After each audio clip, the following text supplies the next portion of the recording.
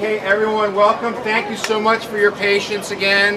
I'm Harry Bubbins. I'm the Special Projects Director of Village Preservation. Village Preservation is a membership organization founded in 1980 to preserve the architectural heritage and cultural history of Greenwich Village, NoHo, and the East Village. And I see a lot of our members here today, and it's thanks to your support that we can do events like this.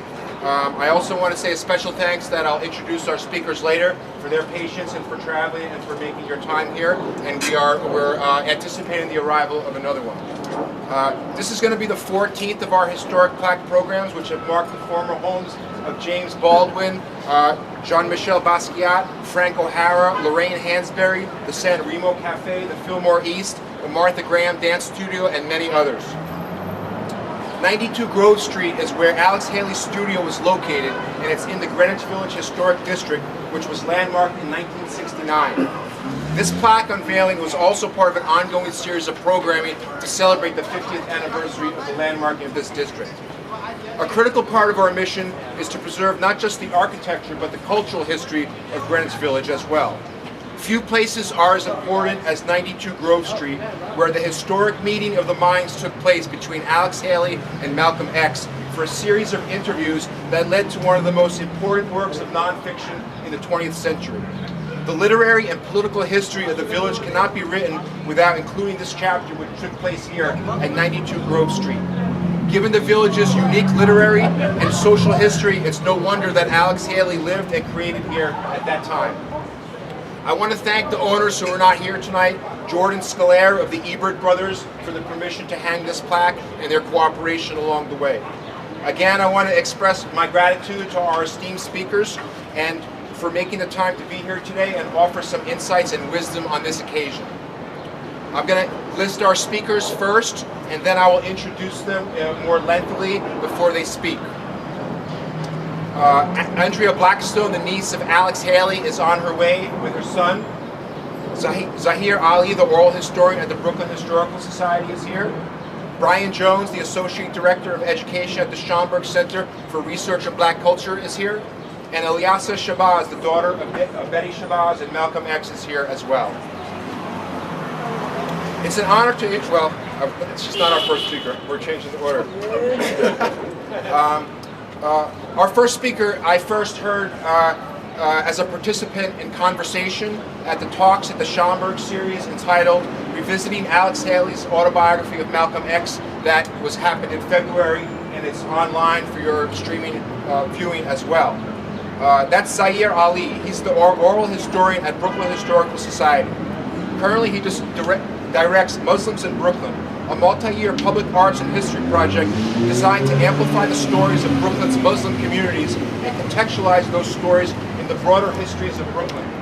Formerly, he served under the direction of the late Manny Marable as project manager of Columbia University's Malcolm X project, where he was associate editor of an online annotated multimedia version of the Autobiography of Malcolm X. Welcome, Zaheer.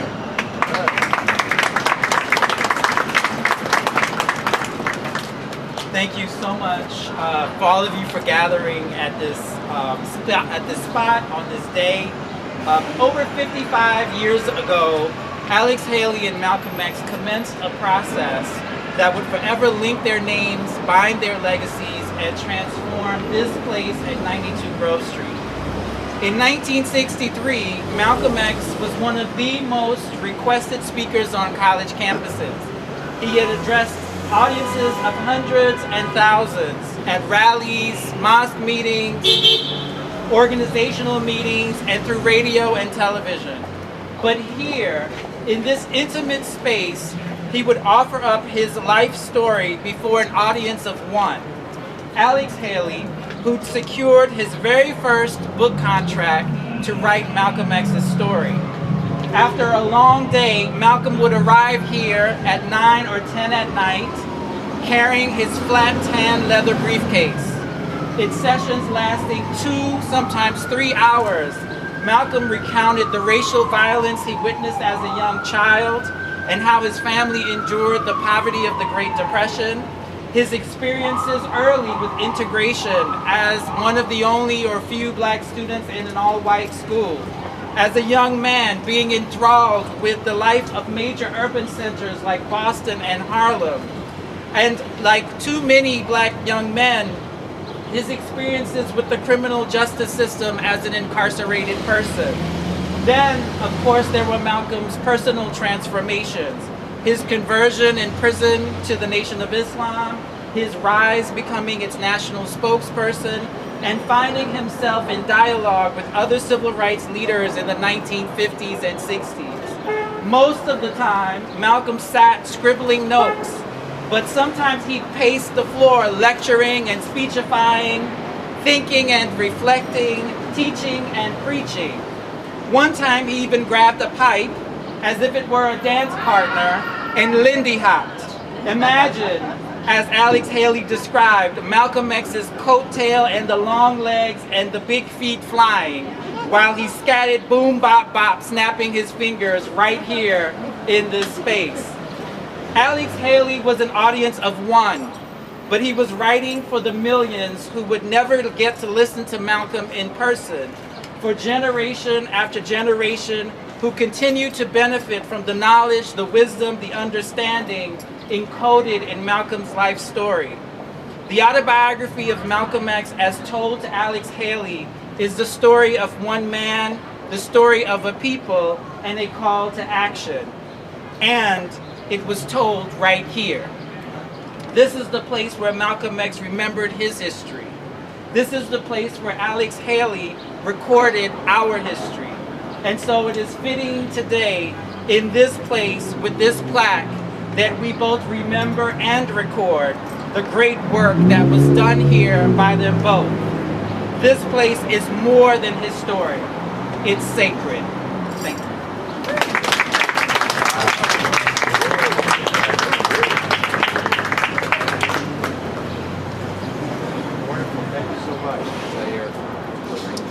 Our next guest is here from Schomburg Center for Research in Black Culture in Harlem, which added several important manuscripts to their already extensive collection last year, which included the full 241-page manuscript of the Autobiography of Malcolm X, with handwritten corrections and notes from both Malcolm X and collaborator Alex Haley.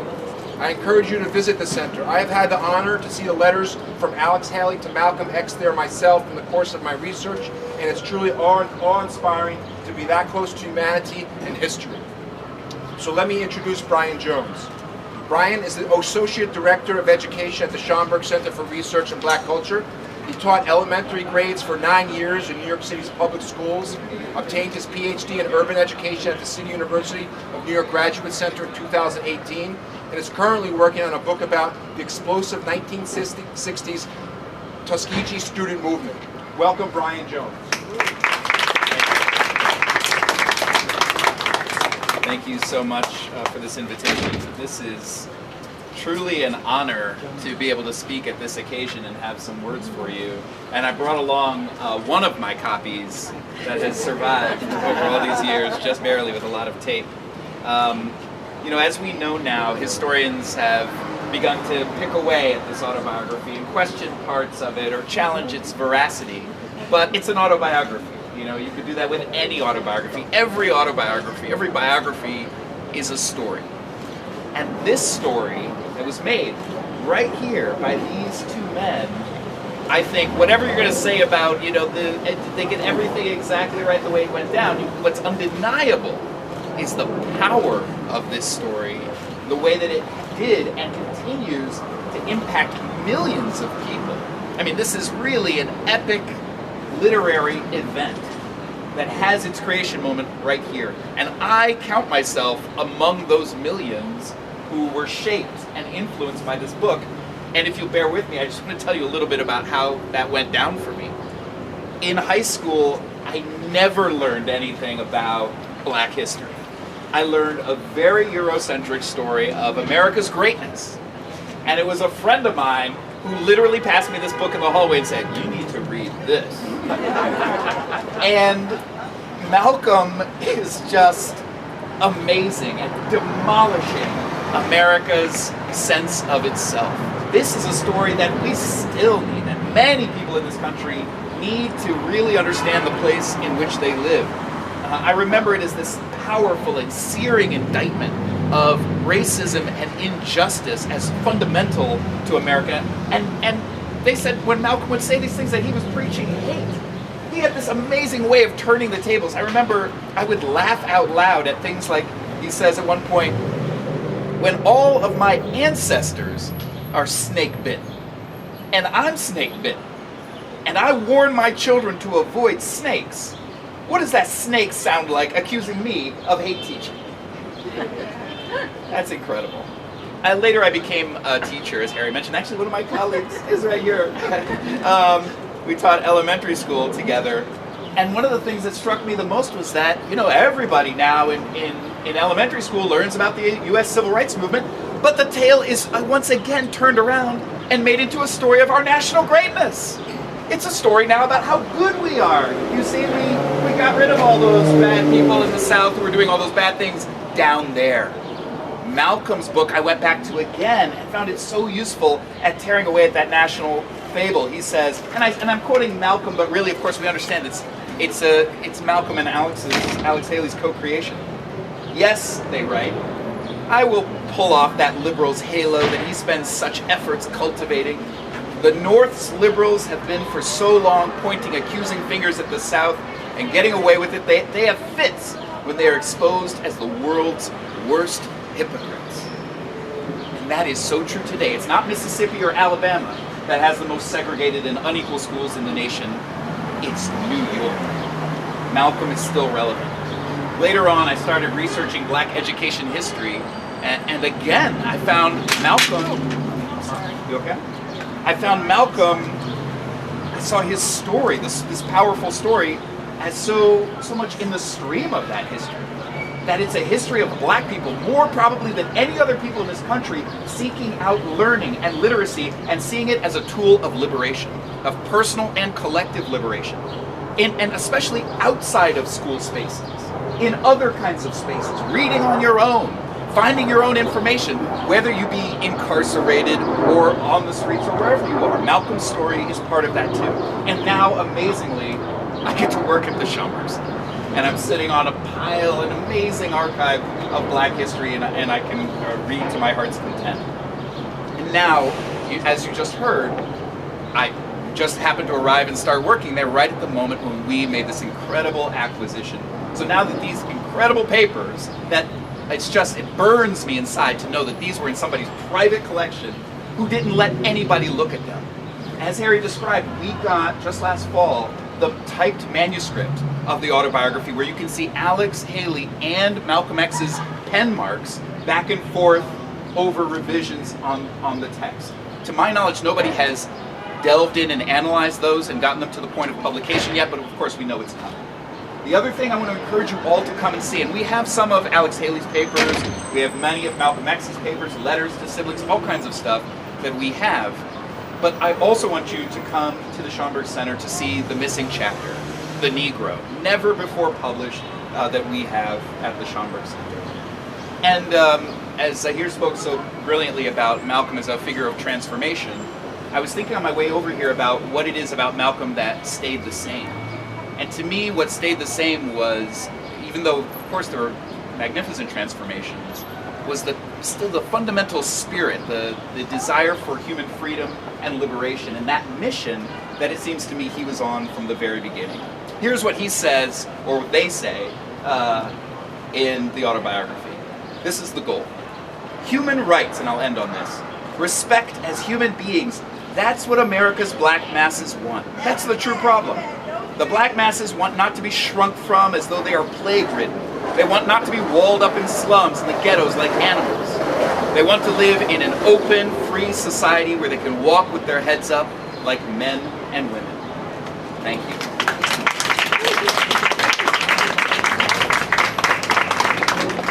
Thank you, Brian. Thank you. And yes, do visit the center. It's pretty awesome. Our next speaker is going to be Ilyasah Shabazz, who Zaheer kindly put us in touch with. While she's frequently asked to speak about the legacy of Malcolm X, she shares that it's also her mother, Dr. Betty Shabazz's wisdom, courage, and compassion that guide her. Ilyasah is an educator, activist, motivational speaker, and author of award-winning publications, including her newest release, Betty Before X.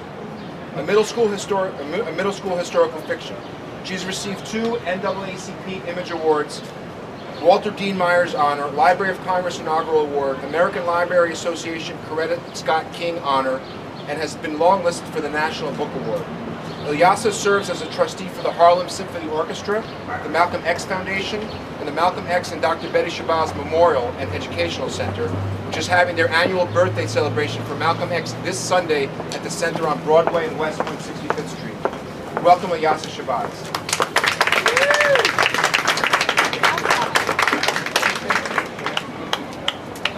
Thank you, Harry. Thank you, Zaheer. And thank you, Brian.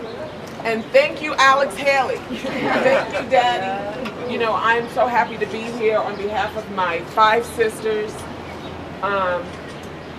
One of my favorite pages in the autobiography is where he dedicates the page to his wife and his children, because it's the only thing that my family has of him. And you know, when I think of my father, he was only in his 20s when the world learned of him, and he was just 39 when he was gunned down. And what a short amount of time in his life that he made this extraordinary impact and this extraordinary sacrifice, because he believed in the brother and sisterhood of us under the fatherhood of God. And so I'm so grateful to be in this space. I had no idea. I found out that my high school friend Nina is right here. That she lives here. And she and I, you know, so it's amazing. I'm happy that this beautiful woman to my left is the vice president at my college where I went, New Paltz. And I go up, you did too? And so it's so wonderful, and I have to say that what they did in New Paltz, which is very surprising, is that they turned all of the dormitories and buildings, the names that held slaveholders' names, they changed it to good people's names. To, you know, and so I just think that that's what true leadership looks like. We talk about it so much, and that's what it looks like. And they had an article about that in the New York Times. But we're coming upon my father's 94th birthday on May 19th, and I'm glad to see that this recognition that honors his life and work, like the dedication of this historic plaque at the Greenwich Village location, where he and Alex Haley convened to write this extraordinary book that continues to inspire so many. Alex Haley played an immeasurable role in helping the world to create a more accurate portrait of who my father really was. The Autobiography of Malcolm X continues to tell that important story and inspire change, and that is what we want to do. I've always been proud to be my father's daughter, and an important part of my journey has been to accept the part of myself that is my father. It is a privilege to carry his work and his legacy forward. I will always strive to walk in his footsteps and become the best person that I can, and I invite you to do the same. Thank you so much.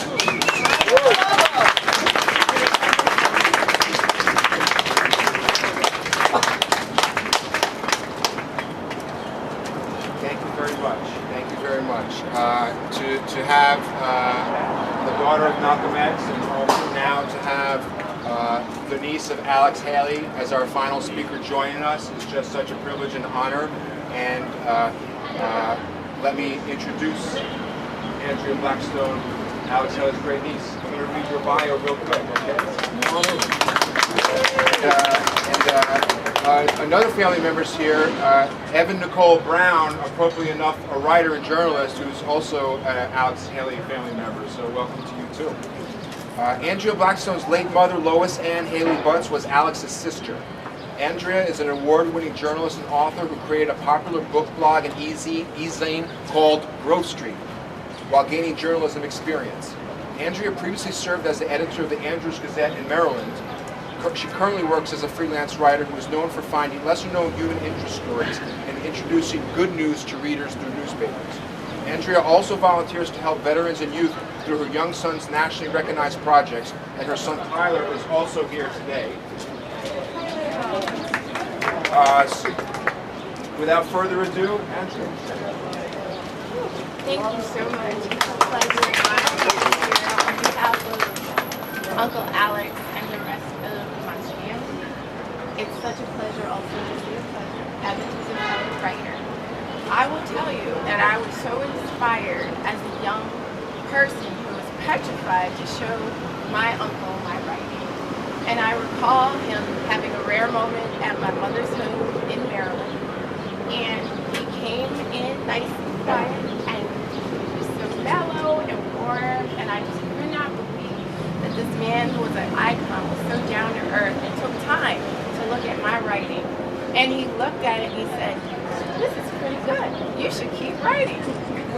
I carried a picture of this over the years because when I was at my lowest points, when I didn't know what I wanted to do, I initially thought I was going to become an attorney. I was in law school, and there was a point when I had to start over. And I said, what am I supposed to do?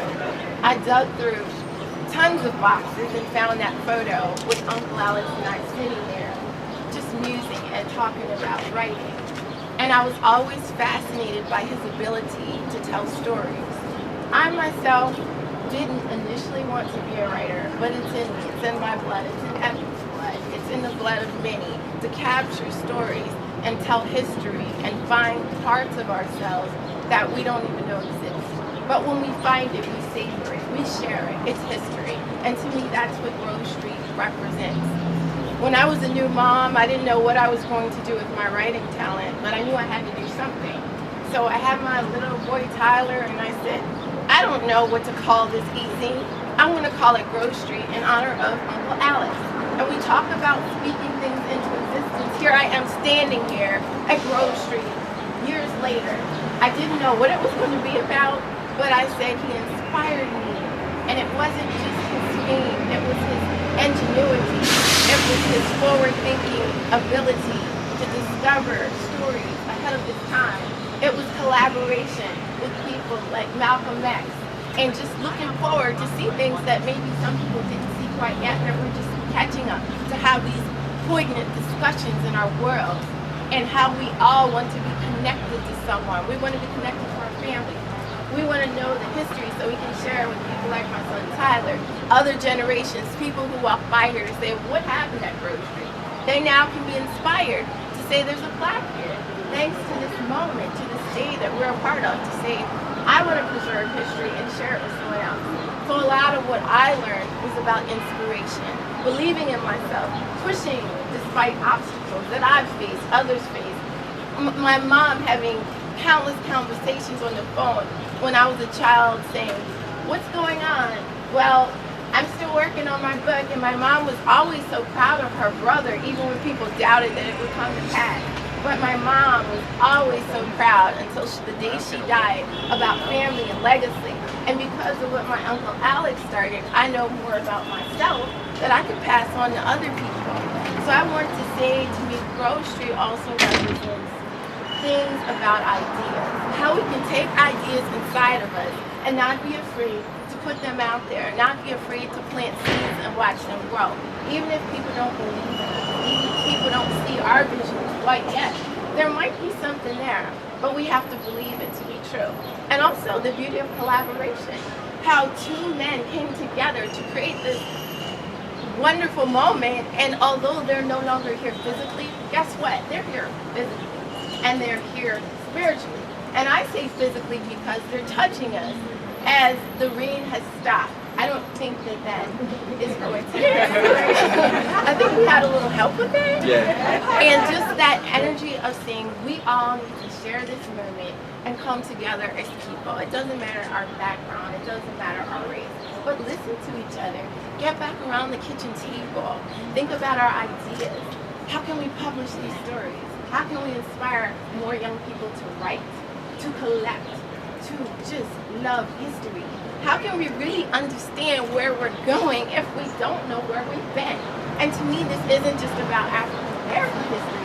It's about history that's American history and African American history and world history.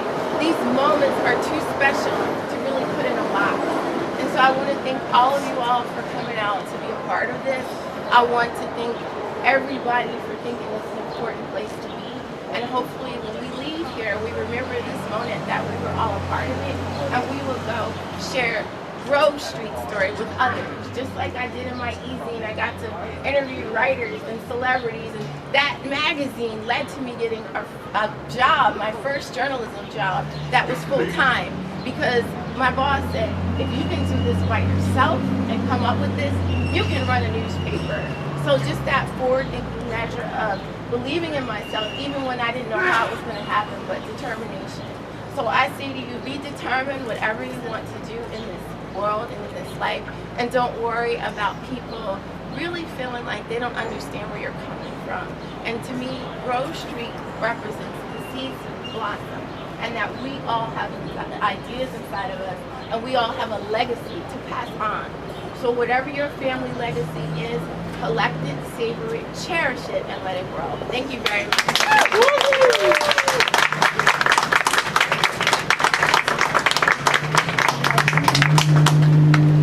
Well, thank you so much. Can we get another round of applause for all of our speakers?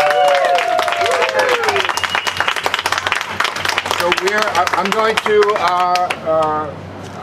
Andrea, would you like to unveil it and I'll read it aloud for all, please? And then I'll ask the speakers to come up so we can pose in front of the plaque after, and then people feel free to take pictures and chat and mingle and mix with everyone. Okay. So if you want to pull it down.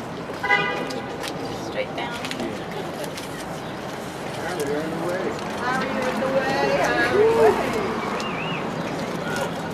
So I'll take it. Alex Haley, 1921 to 1992. Alexander Murray Palmer Haley lived and maintained a writing studio here. Beginning in 1963, he conducted many in-depth interviews with Malcolm X for his first book, The Autobiography of Malcolm X.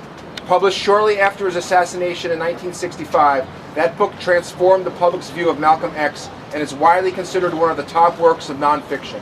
His next project was the 1976 book, Roots, the Saga of an American Family, for which he was awarded the Pulitzer Prize.